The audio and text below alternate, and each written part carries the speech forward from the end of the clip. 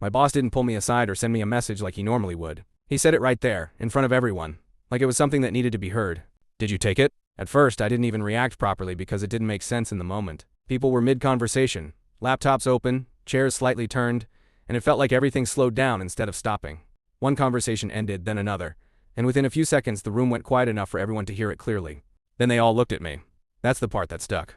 Not the question itself, but how quickly the attention shifted. Like something had already been decided and they were just waiting to see how I'd respond. "What are you talking about?" I said, because it genuinely didn't connect. "The client payment from yesterday," he replied, still calm, still controlled. "The cash transfer. It's missing." That's when the feeling hit. Not panic, not straight away, just that drop in your stomach where your brain is trying to catch up. But something already feels wrong. "I processed it," I said. "Like I always do. And now it's gone." He didn't raise his voice, didn't make a scene. But the way he said it made it sound final. Like this wasn't something he was figuring out, it was something he'd already concluded. Around me, people shifted slightly, not dramatically, just enough to notice. Someone leaned back in their chair, someone else stopped typing completely. No one said anything. That was the worst part. "I didn't take anything," I said again, clearer this time, but it still didn't feel like it mattered. He nodded slowly, like he'd expected that answer. "Come with me," he said, and again he didn't lower his voice. The walk to his office felt longer than it should have, even though it was only a few steps. You can feel people watching without turning around. That quiet awareness following you.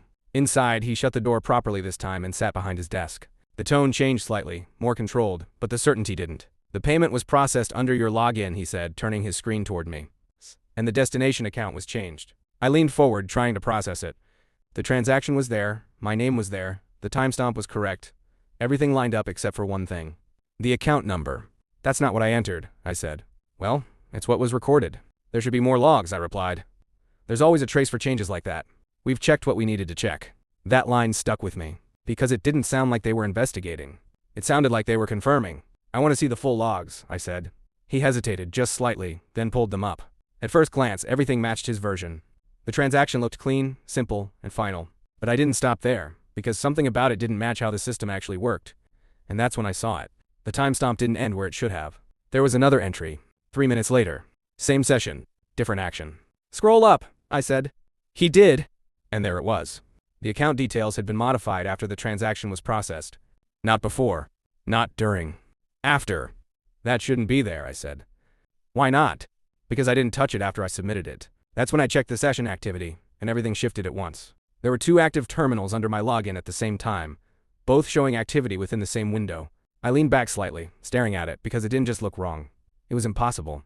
"I can't be in 2 places at once," I said. He didn't respond immediately, but the certainty in his expression weakened just enough to notice. "Someone accessed my session while I was still logged in," I said. And that's when the first crack really appeared. I went back to my desk and pulled everything I could find, not just the surface logs but the deeper ones most people don't check. The more I looked, the clearer it became that the second login didn't come from my machine. It came from another terminal across the office. And there was only one person who had been near my desk that afternoon. One person who had asked about that exact account earlier like it was nothing. At the time it felt normal. Now it didn't. When IT got involved, everything escalated quickly. Logs were pulled, terminals were traced, camera footage was matched with timestamps, and what started as a quiet accusation turned into a full investigation. Everything lined up. Exactly. 3 minutes after I processed the payment, someone accessed my session and changed the account. 3 minutes. That's all it took. But that wasn't the end of it, because when they traced the money, it didn't lead to a random account. It led to one that had history, small transfers spread over time. Amounts that wouldn't raise suspicion unless you were specifically looking. Which meant this wasn't the first time. This was just the first time it was big enough to matter. And the only reason it mattered was because someone needed to take the blame. That should have been enough, but it wasn't. Because what made it worse was how cleanly everything had landed on me in the first place. Not just suspected, but decided. And that doesn't happen without something pushing it there. So I went back through everything again, not to prove I was innocent this time, but to understand how it had even been possible. And that's when I noticed something I'd missed before. The logs I'd been shown earlier weren't wrong, but they weren't complete. They were just enough to point in one direction. That direction being me. I rebuilt the timeline from the beginning, step by step, slower this time. And once I did that, another pattern started to appear. The same account that had been used for those smaller transfers had actually been flagged before. Not formally, not escalated, but marked as unusual. Which meant someone had seen it. And done nothing. Later that day I asked someone in finance about it, casually, like I was just trying to understand how those flags worked. They hesitated before answering, then said it had come up before, but it hadn't gone anywhere. That was enough. Because things like that don't just disappear. Someone decides they shouldn't go further. And suddenly my boss's reaction made more sense. The speed, the certainty. The way it landed on me immediately without hesitation. Because if something had already been noticed, and then something bigger appeared connected to it, someone needed an answer quickly. Not the right answer. Just an answer. And I was the easiest one. That's when it clicked properly. I hadn't just been blamed. I'd been used. Used to close the gap before anyone looked deeper. I didn't act on it straight away because that kind of conclusion changes everything. Instead, I went back into the system again and started looking at access patterns. Not just who logged in, but how often and when. And that's when I found it. The person who changed the account wasn't the only one accessing it. There were multiple entries tied to that same account across previous weeks, different times, different sessions, but overlapping users in a way that didn't make sense if it was just one person.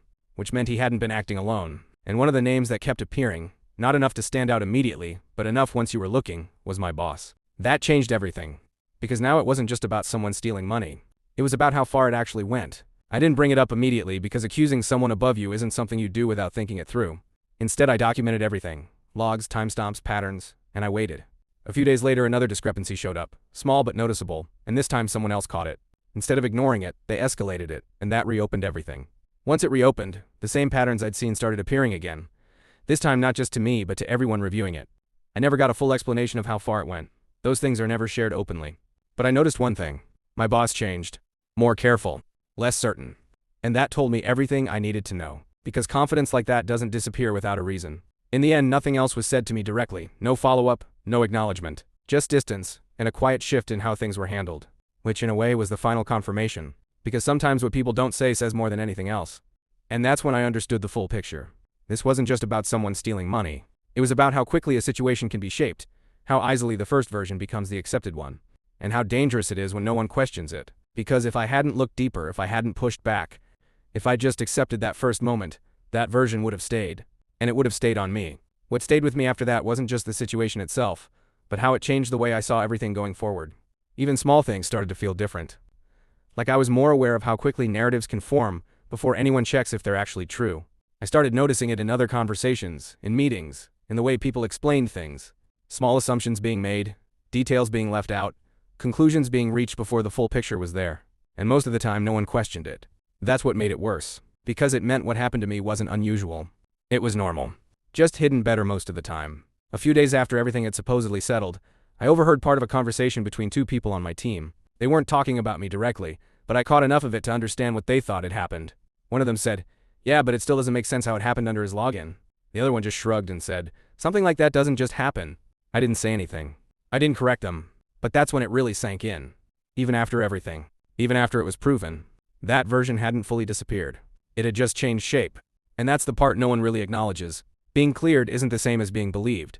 Those are two completely different things. Later that same week, I was added back into a project I'd been quietly removed from when everything first happened. No explanation, no discussion, just a meeting invite like nothing had changed. And when I joined, everything was normal. Too normal. People spoke to me the same way, asked for my input, included me in decisions, but there was still something underneath it. Something you could feel, even if no one said it out loud. And that's when I realized something else. The situation hadn't just tested me. It had shown me exactly how things worked. Not the official version. The real version. Where decisions get made quickly, where assumptions fill in the gaps, and where the first version of a story is usually the one that sticks. Even when it's wrong. Be honest, would you have spoken up straight away? Or waited until you had proof like I did? If you like stories like this where one moment changes everything, stick around for more.